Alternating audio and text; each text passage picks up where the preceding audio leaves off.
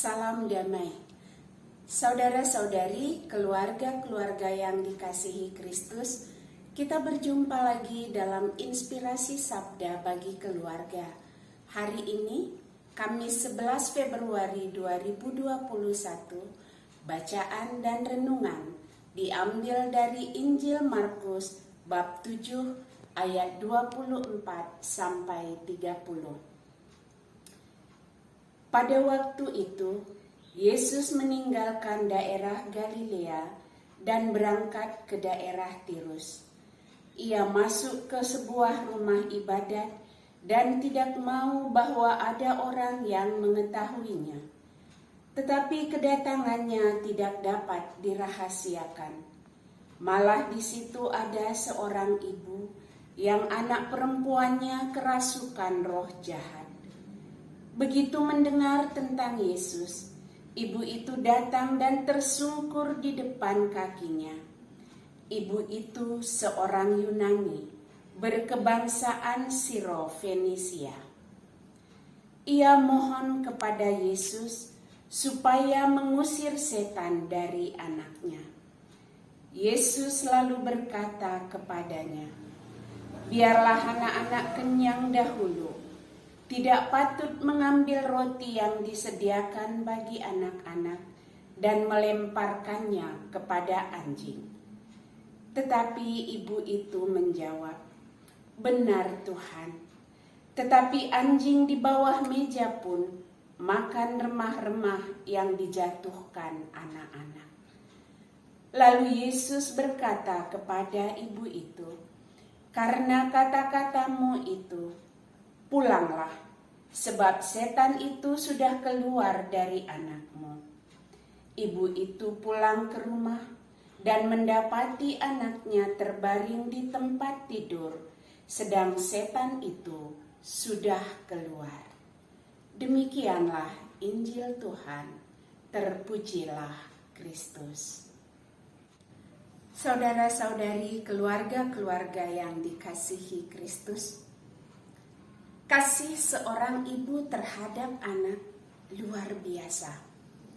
Sering sekali seorang ibu mengabaikan kepentingan dirinya, mengabaikan kesenangan dirinya demi untuk kesenangan, ketenangan, kenyamanan anak-anaknya. Untuk kebahagiaan seorang anak, seorang ibu rela melakukan apa saja, sekalipun itu mungkin mendatangkan penderitaan bagi dia. Saya ingat ketika anak-anak saya masih bayi.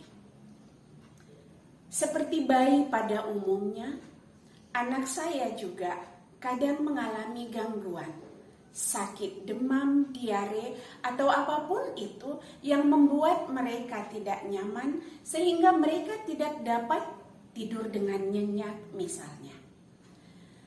Ketika anak saya demam sebagai contoh kecil, tentu saja mereka tidak dapat tidur dengan nyaman, apalagi pada malam hari. Mereka rewel, menangis, menjerit pun kadang-kadang. Nah, pada saat itu, naluri seorang ibu akan berusaha melakukan apapun untuk menenangkan dan menyembuhkan anak ini. Itu yang saya lakukan.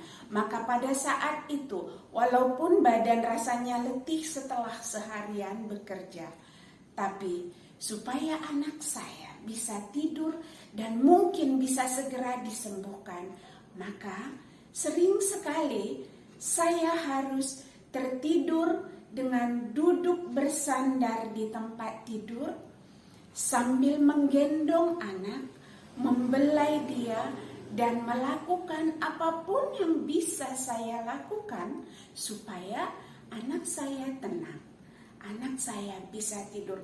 Tidak peduli apakah semalaman itu saya tidak tidur dengan nyenyak.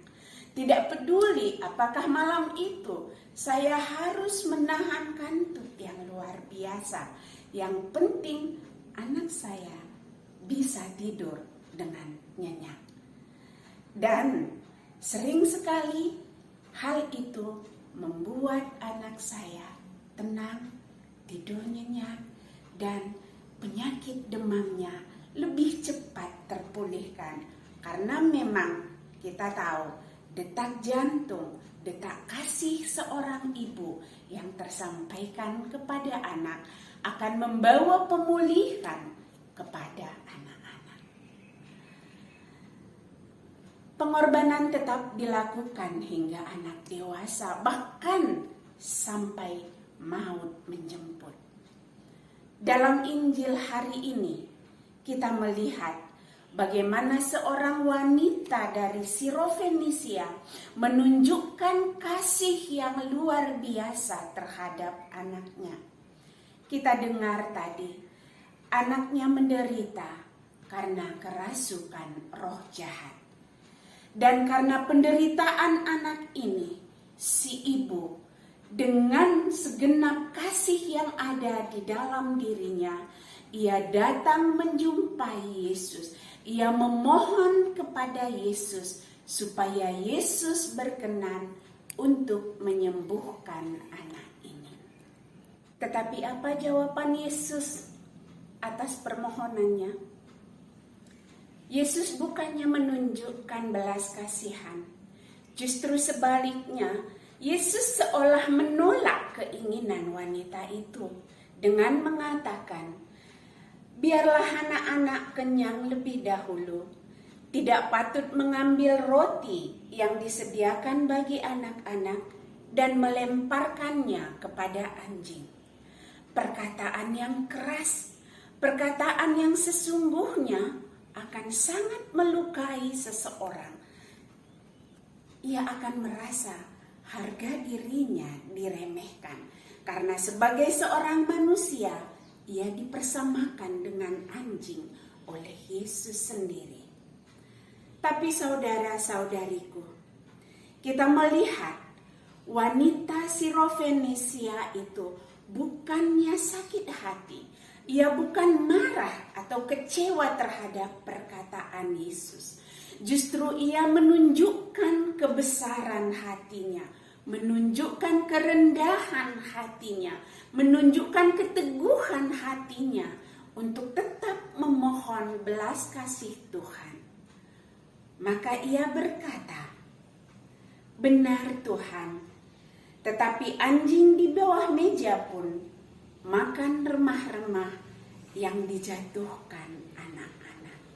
Saudara-saudariku, dari kitab suci kita tahu bahwa bangsa Yahudi menganggap kafir semua bangsa yang bukan bangsa pilihan Allah, termasuk bangsa Sirofenisia itu sendiri.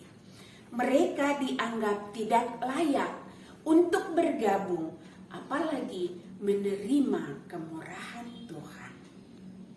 Namun sebagai wanita yang beriman, wanita yang memiliki kasih yang luar biasa terhadap anaknya tadi, wanita yang fokus pada harapannya untuk kesembuhan anaknya, wanita Sirofenisia itu mengabaikan tradisi itu.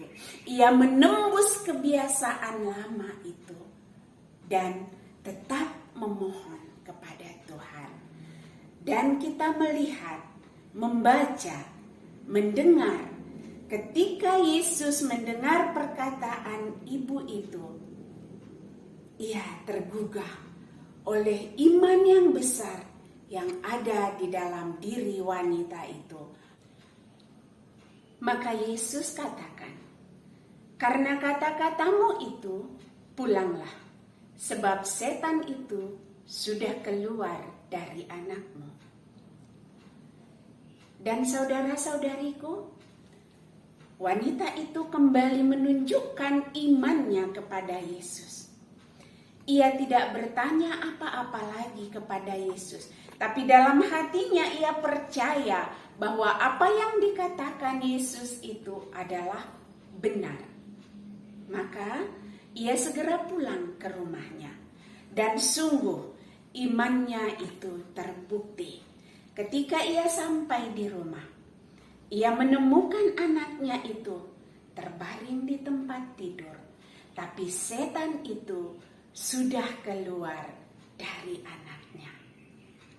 Saudara-saudariku, wanita Sirofenisia itu menunjukkan betapa ia memiliki kasih yang besar terhadap anaknya, sehingga ia mau melakukan apapun untuk kesembuhan itu. Terlebih mau datang kepada Yesus, walaupun harus menghadapi segala tantangan. Walaupun harga dirinya seolah-olah direndahkan dengan perkataan itu, tapi ia tidak peduli akan hal itu. Wanita itu memiliki iman, harapan, dan kasih di dalam dirinya. Dan karena itu ia lakukan dengan sepenuh hati, maka apa yang ia harapkan, apa yang ia inginkan terwujud, yakni kesembuhan bagi anaknya. Saudara-saudariku, kita semua diharapkan mampu mencontoh sikap wanita Sirofenisia. Marilah berbagi kasih kepada sesama di sekitar kita, terlebih kepada anggota keluarga kita. Begitu banyak yang harus disembuhkan, dipulihkan di tengah-tengah keluarga, di tengah-tengah masyarakat kita. Dan tidak mudah untuk melakukan itu. Banyak tantangan, banyak cemoohan, banyak hal yang harus kita hadapi untuk melakukan kasih, melakukan pemulihan. Tapi percayalah, ketika semua itu kita lakukan dengan keteguhan iman, dengan harapan yang sungguh, dan dengan kasih yang tulus, maka apapun yang kita inginkan, apapun yang kita harapkan itu pasti akan terkabul. Jangan pernah kecewa, jangan pernah putus asa. Percayalah, Tuhan pasti mendengar dan mengabulkan setiap permohonan kita.